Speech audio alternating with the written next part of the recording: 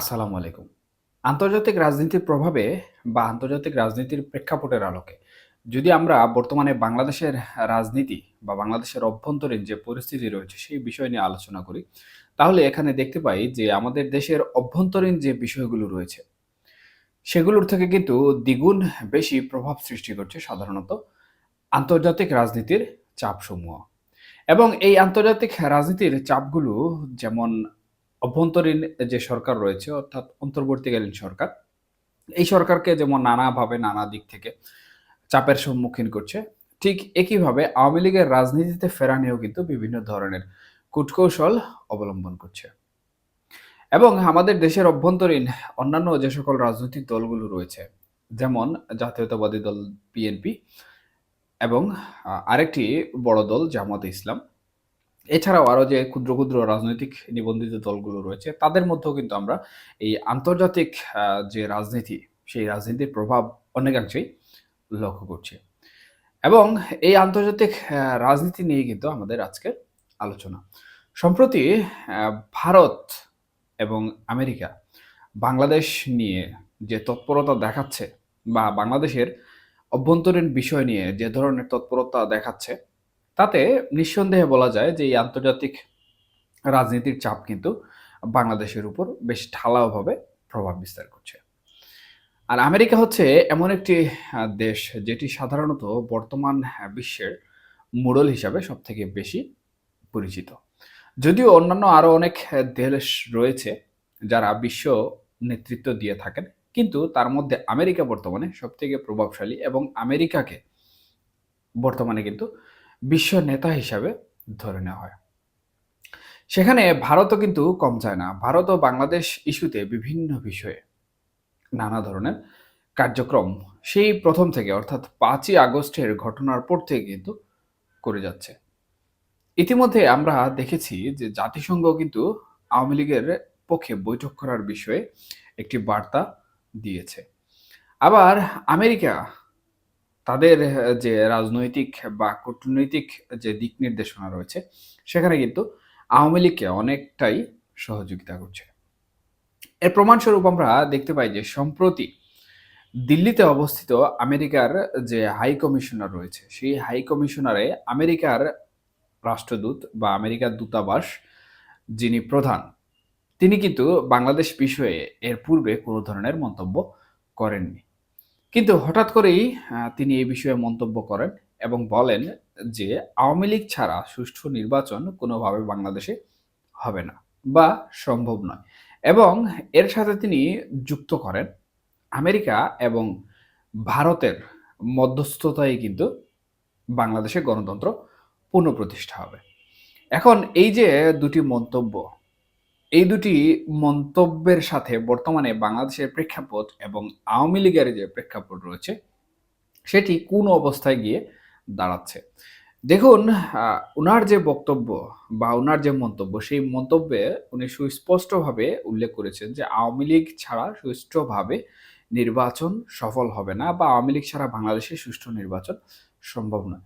এক্ষেত্রে এখানে কিন্তু সহজভাবেই ধারণা করে নেয়া যায় যে বাংলাদেশে পরবর্তীতে যে জাতীয় নির্বাচন অনুষ্ঠিত হবে, সেই জাতীয় নির্বাচনে আওয়ামী লীগের অবস্থান ফিরিয়ে আনা বা আওয়ামী লীগকে জাতীয় নির্বাচনে অংশগ্রহণ করতে দেয়ার ক্ষেত্রে কিন্তু আমেরিকা তাদের প্রশাসনিকভাবে যে সকল কূটনৈতিক তৎপরতা করা প্রয়োজন বা যে সকল রাজনৈতিক কূটকৌশল করা প্রয়োজন সেগুলা তারা করবে।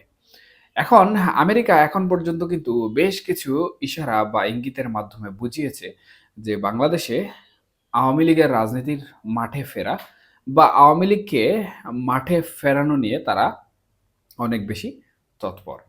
৫ই আগস্টের পরে সাধারণত শেখ হাসিনা যখন ভারতে অবস্থান করেন, ঠিক তার পরবর্তী মুহূর্ত থেকে কিন্তু এই কূটনৈতিক যে কূটকৌশলগুলো রয়েছে, সেগুলো কিন্তু শুরু হয়ে যায় এবং বেশ ঢালাওভাবে কিন্তু শুরু হয়।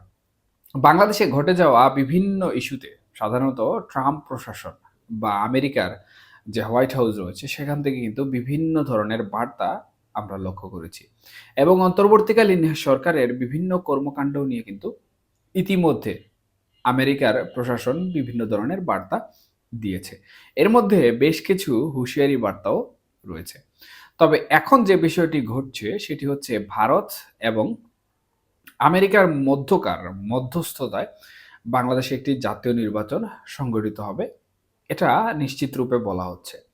ভারতের যে সকল দৈনিক গণমাধ্যম সমূহ রয়েছে বা আন্তর্জাতিক গণমাধ্যম সমূহ রয়েছে ভারত কেন্দ্রিক, তারা কিন্তু সেখানকার আমেরিকা এবং ভারতের মধ্যকার যে সকল বৈঠকসমূহ অনুষ্ঠিত হচ্ছে এবং সেই সকল বৈঠকে বাংলাদেশ নিয়ে যে সকল আলোচনাগুলো হচ্ছে সেগুলো কিন্তু তারা তুলে ধরছে।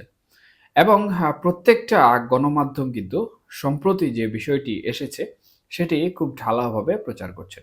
এর মধ্যে আমি দুটো বিষয় কিন্তু উল্লেখ করেছি। এখন আমেরিকা এবং ভারত এ দুটি শক্তি একত্রিত হয়ে যদি বাংলাদেশের অভ্যন্তরীণ রাজনীতির মধ্যে আরো ঢালাওভাবে চাপ প্রয়োগ করে, তাহলে প্রথমত যেটি ঘটবে সেটি হচ্ছে অন্তর্বর্তীকালীন সরকার তাদের ক্ষমতা দীর্ঘায়িত করতে পারবে না। এবং দ্বিতীয়ত যেটি আমরা দেখতে পাচ্ছি সেটি হচ্ছে সুষ্ঠু নির্বাচনকে কেন্দ্র করে এবং গণতন্ত্র পুনরুদ্ধারকে কেন্দ্র করে তাদের যে অবস্থান, সেই অবস্থান অব্যাহত থাকলে সাধারণত আওয়ামী লীগের মাঠ রাজনীতিতে ফেরা বা আওয়ামী লীগ যে পুনরায় রাজনীতিতে ফিরে আসবে এই বিষয়ে কিন্তু কোনো প্রকার সন্দেহ থাকে না। আমরা জানি যে বিগত ৫ই আগস্টের পর থেকে আওয়ামী লীগ কিন্তু মাঠ রাজনীতিতে খুব একটা শক্ত অবস্থান তারা করাতে পারেনি। শুধু শক্ত অবস্থান নয়, তারা কোনোভাবেই তাদের কর্মসূচিগুলো সঠিকভাবে পালন করতে পারেনি আমরা দেখেছি। এবং এর পিছনে সাধারণত যে কারণগুলো রয়েছে সেগুলো হচ্ছে আমাদের দেশের অভ্যন্তরীণ প্রশাসনিক যে বিষয়গুলো রয়েছে, যেটি সাধারণত ঐতিহ্যগতভাবে আমাদের রাজনীতিতে আমরা ধারণ করি। এবং সেটি হচ্ছে ক্ষমতার রদবদল হলে যারা ক্ষমতাধীন থাকে তারা সাধারণত ক্ষমতাচ্যুতদের বিভিন্নভাবে মামলা মোকদ্দমা সহ অন্যান্য বিষয় দিয়ে রাজনীতিতে এমনভাবে কোণঠাসা করে রাখে যাতে তারা রাজনীতিতে ফিরতে না পারে। এখন একচেটিয়াভাবে সম্পূর্ণ আওয়ামী লীগকে যখন কোণঠাসা করে রাখা হচ্ছে, ঠিক তখনই কিন্তু আমেরিকা এবং ভারত বাংলাদেশের অভ্যন্তরীণ এই রাজনীতি নিয়ে মধ্যস্থতা করার চেষ্টা করছে। আমি এখানে চেষ্টা করছি কারণ বা চেষ্টা কথাটি বলেছি এর প্রধান কারণ হচ্ছে তারা যদি চাইতো তাহলে জোরপূর্বক হয়তোবা কোনো একটি বিষয়ে চাপিয়ে দিতে পারত। কিন্তু তারা সেটি না করে তারা যে রাজনৈতিক প্রজ্ঞা রয়েছে বা রাজনৈতিক কূটকৌশল রয়েছে অথবা আন্তর্জাতিক পরিমণ্ডলে যে সকল কূটনৈতিক ব্যাপার-স্যাপার রয়েছে সেগুলোর প্রয়োগের মাধ্যমে ধীরে, ধীরে কিন্তু এই চেষ্টা বলবৎ করছে। এবং এর মাধ্যমে একটি বিষয় স্পষ্টত ক্লিয়ার হচ্ছে বা পরিষ্কার হচ্ছে এবং সেটি হচ্ছে আওয়ামী লীগ অচিরেই কিন্তু তাদের যে রাজনীতি রয়েছে মাঠ পর্যায়ে সেই মাঠ রাজনীতিতে কিন্তু ফিরে আসবে। এবং যে নির্বাচন আগামীতে অনুষ্ঠিত হবে সেই নির্বাচনে যদি আমেরিকা এবং ভারত মধ্যস্থতা অবলম্বন করে গণতন্ত্রও পুনঃপ্রতিষ্ঠিত করতে চায়, তাহলে মার্কিন রাষ্ট্রদূত যিনি ভারতের দূতাবাসে নিযুক্ত রয়েছেন, উনার করা মন্তব্যটি কিন্তু সঠিক হবে। অর্থাৎ আওয়ামী লীগকে ছাড়া কিন্তু সুষ্ঠু নির্বাচন তারা করতে দিবে না এবং নির্বাচনের জন্য আওয়ামী লীগকে রাজনীতি করার যে পরিবেশ, সেই পরিবেশটি তারা বাংলাদেশে ফিরিয়ে দিবে।